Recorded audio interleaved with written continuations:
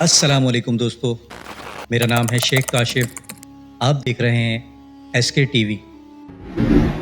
دوستو، حروف مقطعات جسے ہم لوح قرآنی کے نام سے جانتے ہیں، اور ان الفاظ کا مطلب نہ تو کسی کو معلوم ہے اور نہ ہی قیامت تک کسی کو معلوم ہو پائے گا، کیونکہ ہمارے پیارے نبی حضرت محمد مصطفیٰ صلی اللہ علیہ وآلہ وسلم نے بھی ان الفاظ کا مطلب اپنے صحابہ کو نہیں بتایا، اور اس لوح قرآنی کے الفاظوں کو امت سے راز ہی رکھا گیا ہے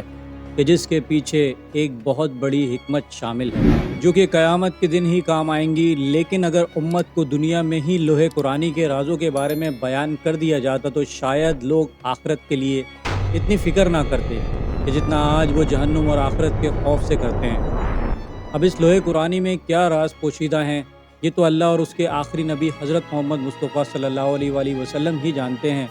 مگر میں آپ کو اس لوح قرآنی کی فضیلت ضرور بتا سکتا ہوں۔ ویسے تو اس کی بہت سی فضیلتیں ہیں، مگر یہاں میں صرف 2 بتانا ضروری سمجھتا ہوں کہ اس لوح قرآنی کو اپنے بچوں کو یاد کروانے سے گھر میں برکت اور بچوں کا حافظہ اور ان کی شخصیت پر ایک طرح کا روحانی اثر پڑتا ہے، اور دوسرا اپنے گھر کی چوکھٹ پر ایسی جگہ لگانا کہ جس کے نیچے سے گھر کا ہر فرد گزرتا ہو اور اس کی نظر بھی اس لوح قرآنی پر پڑتی ہو تو اس گھر میں کبھی فکر و فاقہ نہ ہوگا، اور اللہ سبحانہ و تعالیٰ کی خوب برکتیں نازل ہوں گی، اور رزق، مال و دولت، علم و ایمان میں خوب اضافہ ہوگا انشاءاللہ۔ دوستو، جس طرح قرآن مجید میں لوح قرآنی لکھا ہوا ہے، اسی طرح اللہ سبحانہ و تعالیٰ کے عرش کے دائیں طرف لوح محفوظ موجود ہے، اور لوح محفوظ وہ چیز ہے کہ جس میں اس کائنات کی ابتدا سے انتہا تک جو کچھ بھی ہونا ہے وہ سب لکھا جا چکا ہے، اور لوح محفوظ تمام مخلوقات کی پہنچ سے دور ہے سوائے چند ایک فرشتے کے۔ دنیا و کائنات کی کوئی بھی مخلوق نہ اس سے کوئی علم حاصل کر سکتی ہے اور نہ ہی اس کا لکھا ہوا تبدیل کر سکتی ہے، اور اگر ایسا کر سکتی تو سب سے پہلے عزازیل، جسے ہم ابلیس کے نام سے جانتے ہیں، تو وہ اپنی تقدیر کے بارے میں پڑھ کر اسے تبدیل کر دیتا، کیونکہ ابلیس ایک مدت تک فرشتوں کا سردار رہا ہے، اور اللہ سبحانہ و تعالیٰ کی سب سے زیادہ عبادت بھی ابلیس نے ہی کر رکھی ہے۔ اگر وہ دیکھ لیتا کہ اس کی تقدیر میں کیا لکھا ہے تو وہ کبھی بھی اللہ سبحانہ و تعالیٰ کی نافرمانی نہ کرتا، مگر اللہ سبحانہ و تعالیٰ نے لوح محفوظ میں قیامت تک کے لیے اسے مردود اور ابلیس لکھ دیا ہے، اور اللہ سبحانہ و تعالیٰ خوب جانتا ہے۔ دوستو، لوح محفوظ میں تمام آسمانی کتابیں زمین پر نازل ہونے سے پہلے سے لکھی ہوئی ہیں، اور زمین پر صرف قرآن کریم ہی ہے جو اپنی اصل حالت میں موجود ہے، جبکہ باقی تمام آسمانی کتابیں وقت کے ساتھ ساتھ تبدیل ہو چکی ہیں۔ صحیح بخاری کی حدیث کے مطابق اللہ سبحانہ و تعالیٰ نے اس کائنات کو بنانے سے پہلے اس کی تقدیر لکھی، اور جو کچھ بھی قیامت تک ہونا ہے وہ سب پہلے اس لوح محفوظ میں لکھا اور اس کے بعد اس کائنات کو پیدا فرمایا۔ دوستو، لوح محفوظ کا ذکر قرآن کریم میں کئی مقام پر کیا گیا ہے، اور اللہ سبحانہ و تعالیٰ سورہ برج کی آیت نمبر 21 اور 22 میں ارشاد فرماتا ہے کہ بلکہ یہ قرآن عظیم الشان ہے اور لوح محفوظ میں لکھا ہوا ہے۔ ہمارے پیارے نبی حضرت محمد مصطفیٰ صلی اللہ علیہ وآلہ وسلم نے ارشاد فرمایا کہ اللہ سبحانہ و تعالیٰ نے لوح محفوظ کو سفید موتیوں سے پیدا فرمایا۔ اس کے صفحے سرخ یاقوت کے بنے ہوئے ہیں، اس کا قلم نور کا ہے، اور اس میں ہونے والی لکھائی بھی نوری ہے، اس کی جڑ دودھ جیسے پتھر کی بنی ہوئی ہے، اور اللہ سبحانہ و تعالیٰ لوح محفوظ کو دن میں 360 مرتبہ دیکھتا ہے، اور اللہ سبحانہ و تعالیٰ جو چاہتا ہے وہ کرتا ہے۔ دوستو، روایات میں آتا ہے کہ لوح محفوظ کی لمبائی زمین و آسمان کے برابر ہے، جبکہ اس کی چوڑائی مشرق اور مغرب کے برابر ہے۔ لوح محفوظ اللہ کے عرش کے دائیں جانب ہے اور عرش کے ساتھ لٹکی ہوئی ہے، اور اس کی اصل ایک فرشتے کی گود میں ہے۔ حضرت ابن عباس رضی اللہ تعالیٰ عنہ ارشاد فرماتے ہیں کہ لوح محفوظ کے اوپر بطور ٹائٹل یہ الفاظ لکھے ہوئے ہیں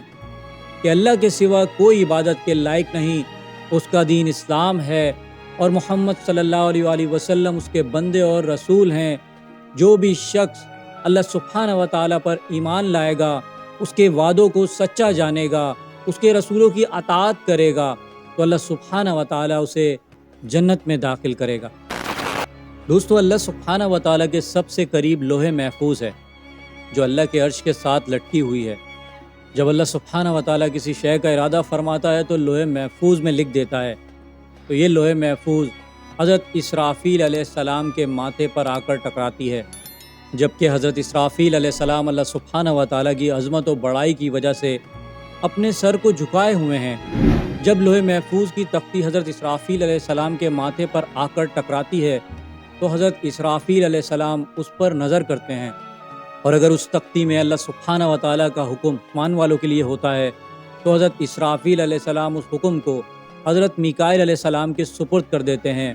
اور اگر اس تختی میں حکم زمین والوں کے لیے لکھا ہوتا ہے تو حضرت اسرافیل علیہ السلام اس حکم کو حضرت جبرائیل علیہ السلام کے سپرد کر دیتے ہیں۔ روایت کے مطابق سب سے پہلے روز قیامت جس چیز کا حساب ہوگا وہ لوح محفوظ ہوگی۔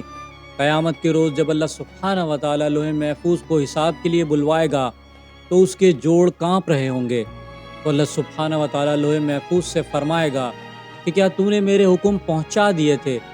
تو لوح محفوظ اللہ سبحانہ و تعالیٰ کی بارگاہ میں عرض کرے گی کہ جی ہاں یا رب العالمین، میں نے آپ کے تمام حکم پہنچا دیے تھے۔ تو اللہ سبحانہ و تعالیٰ ارشاد فرمائے گا کہ تیرے حق میں گواہی کون دے گا؟ تو لوح محفوظ اللہ سبحانہ و تعالیٰ کی بارگاہ میں عرض کرے گی کہ میری گواہی حضرت اسرافیل علیہ السلام دیں گے۔ اس کے بعد حضرت اسرافیل علیہ السلام کو گواہی دینے کے لیے حاضر کیا جائے گا، تو اس وقت حضرت اسرافیل علیہ السلام کے بھی جوڑ کانپ رہے ہوں گے۔ اللہ سبحانہ و تعالیٰ حضرت اسرافیل علیہ السلام سے فرمائے گا، اے اسرافیل، کیا تجھے لوح محفوظ نے میرے تمام احکام پہنچا دیے تھے؟ تو حضرت اسرافیل علیہ السلام اللہ سبحانہ و تعالیٰ کی بارگاہ میں عرض کریں گے کہ جی ہاں یا رب العالمین، لوح محفوظ نے آپ کے تمام احکام پہنچا دیے تھے۔ حضرت اسرافیل علیہ السلام کی گواہی کے بعد لوح محفوظ کہے گی، سب تعریفیں اللہ سبحانہ و تعالیٰ کے لیے ہیں کہ جس نے مجھے برے عذاب سے نجات عطا فرمائی۔ دوستو، امید کرتا ہوں میری ویڈیو سے آپ کی معلومات میں اضافہ ہوا ہوگا اور کچھ نیا جاننے کو ملا ہوگا۔ اگر میری ویڈیو آپ کو اچھی لگی ہے تو میری ویڈیو کو لائک کریں، میرے چینل کو سبسکرائب کر لیں اور بیل آئیکن پہ بھی کلک کر دیں، اور میں ملوں گا آپ کو ایک ایسی ہی انفارمیٹیو ویڈیو کے ساتھ۔ تب تک کے لیے اللہ حافظ۔